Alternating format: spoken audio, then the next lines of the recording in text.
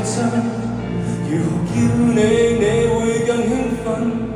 連名帶姓會更接近你，還是更安心？要是完全忘了聲線，也沒有本身的名字，總記得神情和語氣，無字暗語。你嘅心中有知，我叫你蝴蝶。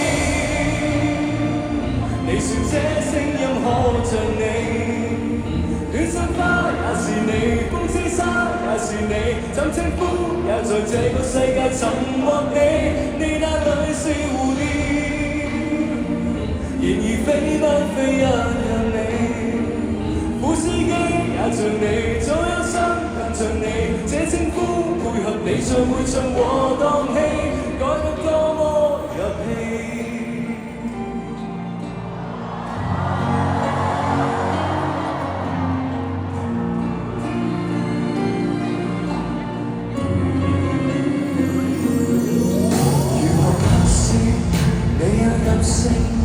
如何叫你會更動聽？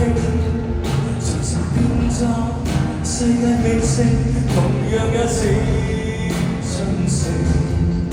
如何叫你會引致幻症？如何叫你最有反應？連名帶姓會怪我任性，還是太偽正經？要是完全忘了聲線，也沒有本身的名字，總記得神情和語氣，無字暗語。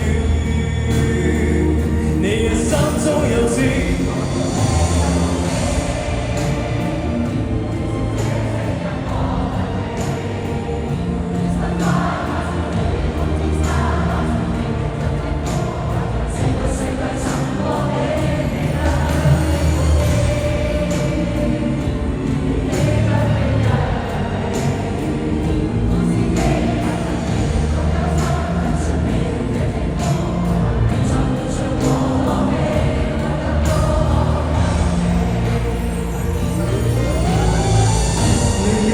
和露水在盤內，小心灌溉。其實你是盤盆栽，不要緊，是人是物仍然維護你。代號亦是任我改，我叫你蝴蝶。你說這聲音可像你。戀中花也是你，風之